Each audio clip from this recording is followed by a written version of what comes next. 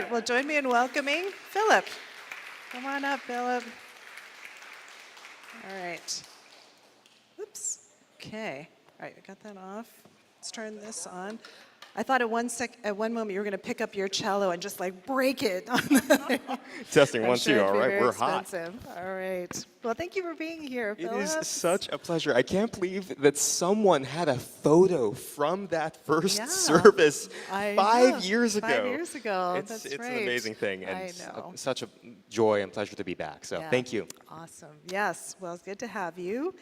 So we're asking everyone who comes to St. Peter's in this series this question of what is your earliest memory of beauty? That's reaching back. If I were to think about it,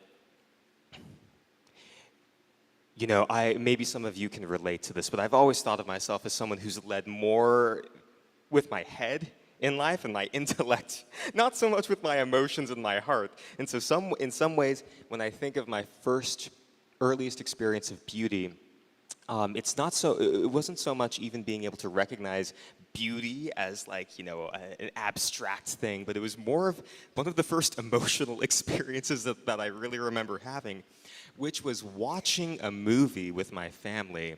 It was the movie E.T. by Steven Spielberg. Yes. And if any of you have seen that, you know it's about the alien who's actually kind of scary looking, but he develops a friendship with a little boy.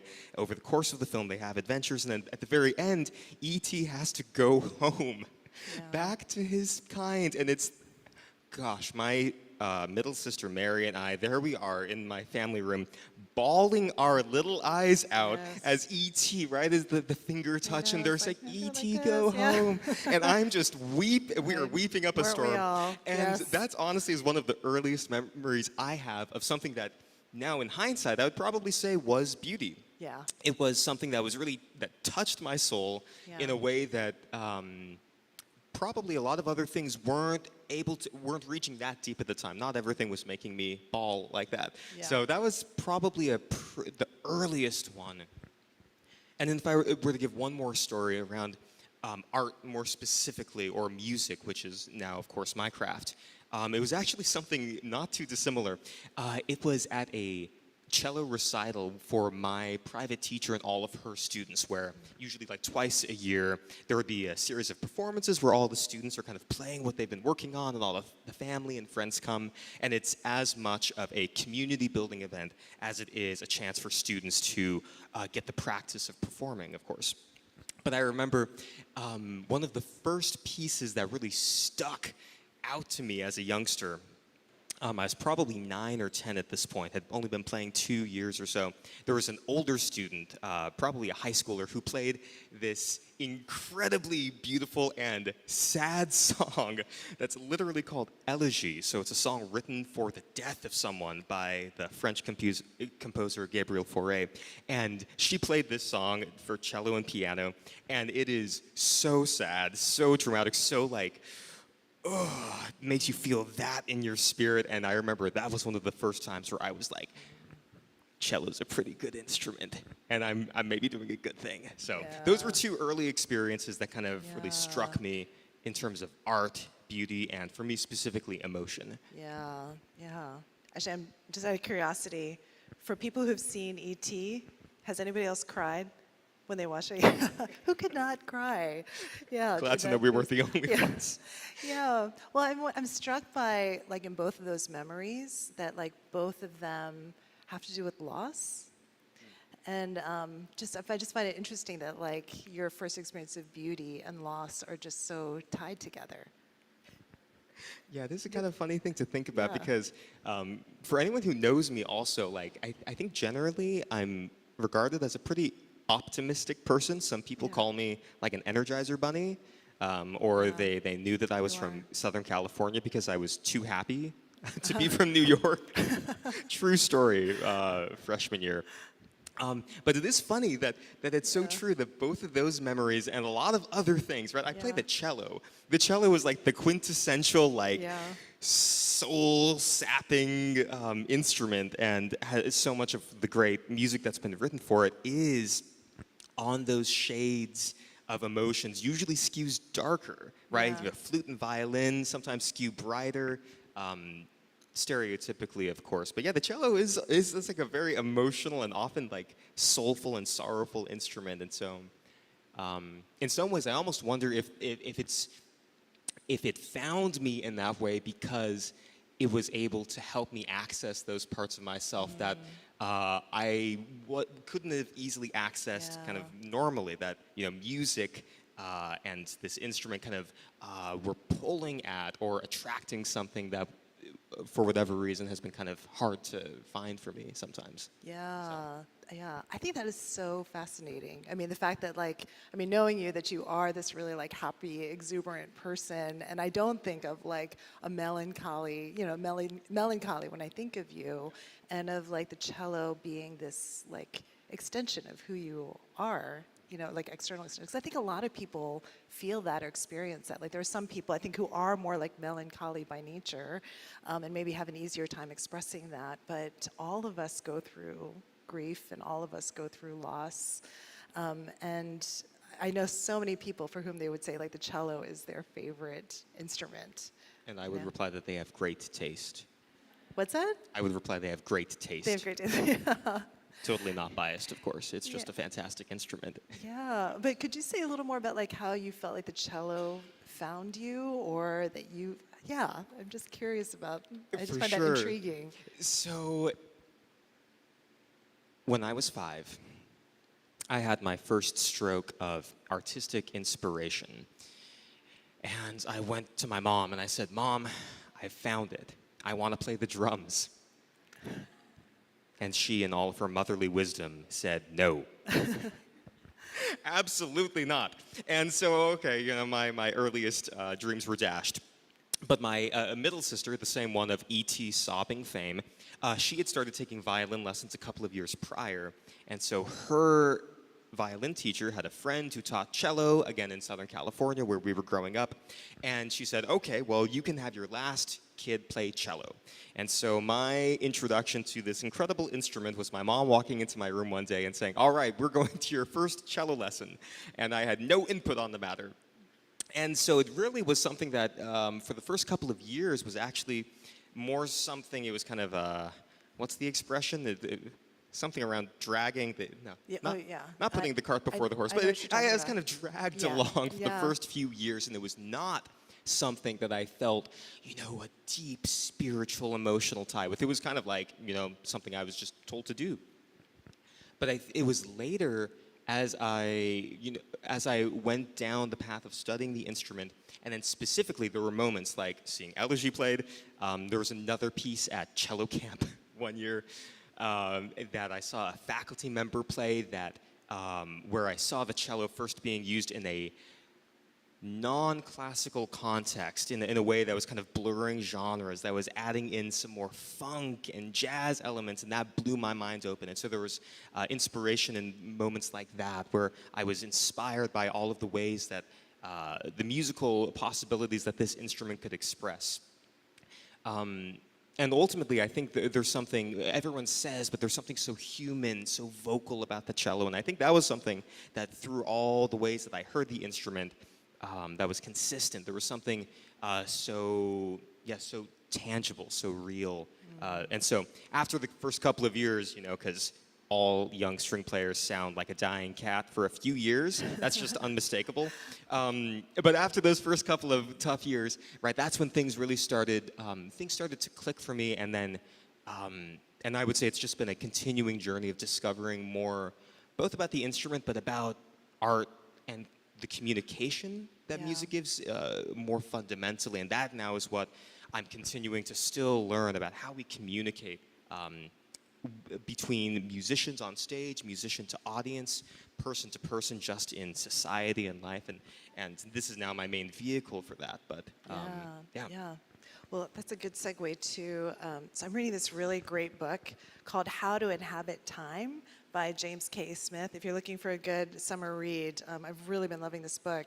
And just yesterday I was reading this quote, I'm reading this to you, that says, a film, a poem, a song can invite us into multiple states of mind.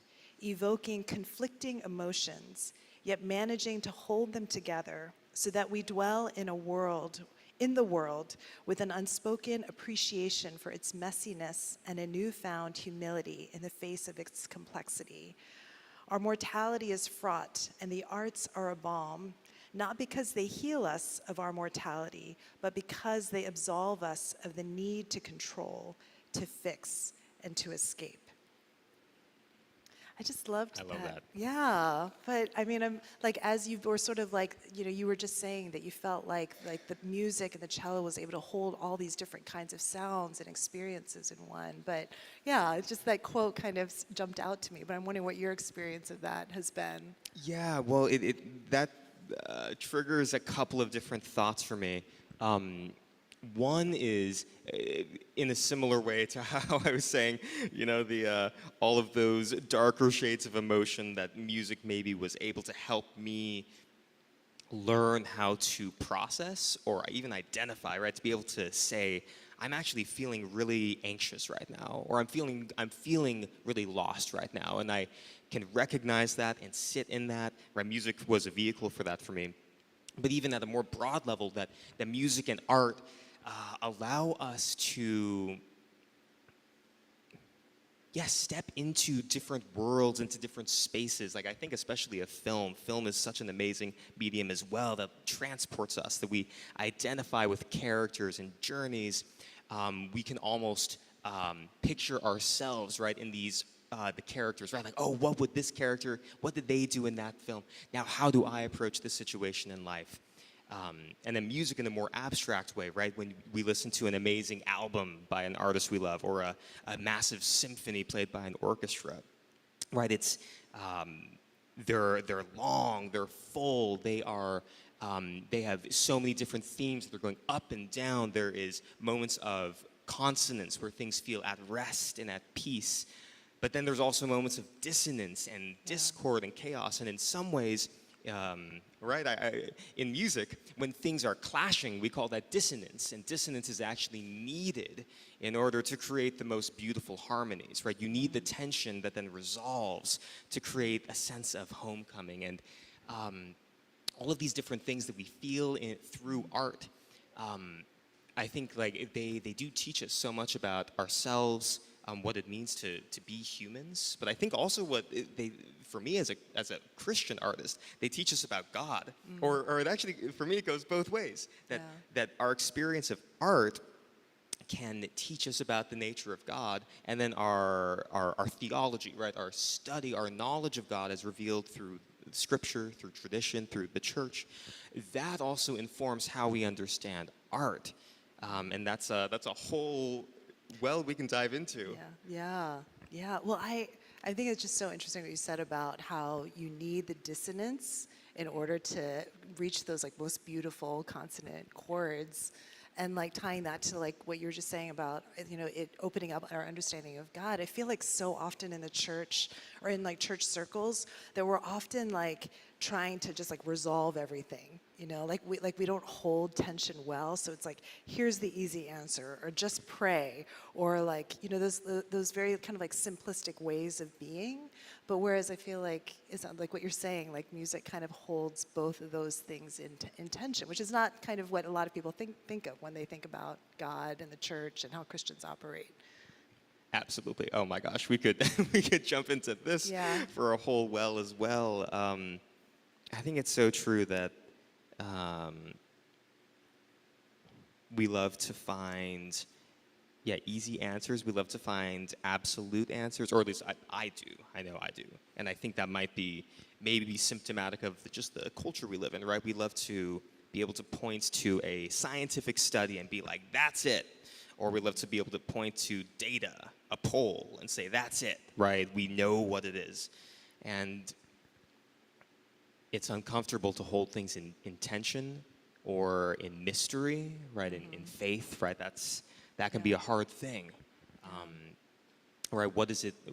All of the great questions of faith, right? That aren't necessarily spelled out, or trying to reconcile what we see in Scripture with our experiences or with our culture today. How do we reconcile those things? How do we reconcile relationships in our life? And it's not always a clear-cut answer. And I don't want to make a flippant statement and say, well, if you listen to enough music and appreciate consonance and dissonance, then it'll all make sense. Like, not necessarily, but I think it trains our soul to know that that's an okay thing, and that it's not like a deviation, but it's something that is, I think, I would say is inherent in the fallen world that we live in. That we are in the middle of the symphony, or in the middle of Act 2 of the play, where stuff's going crazy, and you've got all the, right, I think of something like Lord of the Rings or a Game of Thrones, and there's 51 plot threads all going, and that character's there, and that character's there, and everyone's in the middle of something hard or scary or unresolved. And that feels to me like that's the act that we are in right now, right? Christ has come. We're in this middle period, and we know Christ will come again and will make all things new, and that will be the final resolution, right? That's going to be the most glorious. It's like the end of a Beethoven symphony where he keeps hammering the resolution chord for like 30 seconds so that you know the symphony is done. But you know that you have gone through the journey, but you have reached the end, and that's what we look forward to. But that's the hope that is not yet realized. Yeah. And before then, we're stuck in the tension, in the mystery. And I think that art is a powerful way that we form ourselves around that. And not having to whitewash everything, not having to make everything look sanitized and clean, because the world that we're in right now is messy and is broken, and I think art needs to reflect that, all the states of the human experience. Yeah, I love that. Yeah. Well, for those of us who aren't professional musicians, would you have any encouragements for us, or any kind of like practical ways that we can kind of like make the practice of beauty in music sort of practical to us? Yeah. I can split this down two ways. For those of you who may resonate with me I feel like I live life mostly through my head, right? I think, whenever we talk, we say, I think this, and your intellect leads. I would encourage you to go experience art. That can be, right, concert, movie, art gallery, so many different mediums. But when you do that, to go in with an openness of your emotions. And when you feel something, to really let yourself sit in that. Or if you have an experience that just like totally knocks you over, like E.T., allow yourself to sit in that and allow yourself to, feel the feels, as they say. Because I feel like art has been and music has allowed me to just grow in that fullness of my emotional being as God made us. And for those of you for whom you typically live life by feeling the feels, I would encourage you, maybe as you go, right, the next record that you listen to, or the next time you go to a museum and you're looking at and experiencing some amazing art, to ask yourself, what do I learn about myself, like humanity? What do I learn about God? How do I see God's attributes, his outwardness, his creativity, God's order, even just the sense of order that we have in the world? How do I receive those from this? Is the worldview of this art, is this something that is from a redemptive worldview, or is this something that is coming from the act two of this is, right? Like, not every record that I listen to, right? I like to listen to a lot of music. Not everything I would necessarily want preached from a pulpit, but I can say, okay, but I recognize that this person is coming from, right, they are experiencing this emotion, this part of humanity, and they're expressing it. They're trying to reach God in this way. Maybe not in the way that I think will reach God, but But to be able to go in, if you feel the feels, maybe go in and try to allow music and art to help cultivate your mind and your understanding of God and of other people. But for all, I would say continue to experience art, take it in, and allow it to illuminate the world that God has made. Yeah, awesome. Thanks, Philip. Actually, as you were talking, it was making me think. Another thing that he says in this book is he was talking about communal singing, and he was quoting some poet who was saying that church is one of the few places where time and eternity intersect, and how important like actually singing is to that, because singing is so embodied. So even if you don't feel like you're a good singer or a musician, that it does something to you. Like when it's not just you singing by yourself in the shower, but it's like your voice is being joined together with other voices. That's actually deeply humanizing and enhances your experience of beauty through God. And so, If I can just throw in, you just reminded me, I had a couple of quotes written down right on the same point, and this is something that nourishes my soul so often, especially in a church context, and so that's just why I want to throw it in. C.S. Lewis has an amazing quote. He says, "For art and music are not the thing itself. They are only the scent of a flower we have not found, the echo of a tune we have not heard, news from a country we have never yet visited." And maybe one last encouragement, thanks. Oftentimes when I'm in church singing with other believers, I imagine that this is just peeling back one sliver of the fabric of reality and imagining that this is what eternity is going to be like, but unimaginably better. And just imagining, right? Revelation talks about people from every tribe, nation, and language all worshiping the Lord. And right, we get to like do a rehearsal for that every Sunday, every time we meet and gather. And it's with our feeble bodies and in our the numbers that we have, and we're rehearsing. We're doing a dress rehearsal for the most glorious thing that we can't even imagine, but we get to do that with each other every week. So thank you, Phil. All right. Well, I asked Philip if he could close out our conversation with a piece that he's chosen, inspired by what we talked about. But could you just say a word about the piece that you've chosen? And sure. Why? This is actually a really special song. This is the song that lit the light bulb, and that first inspired me to want to pursue music. This is the one that I mentioned, not the elegy, not the sad one. This is the one that I saw where I saw the cello opened up as this almost unlimited vehicle for human expression. This is a song that's full of joy. It's full of potential and wonder. It's written by an amazing American cellist named Mark Summer, and the title is Julio. All right. Thank you.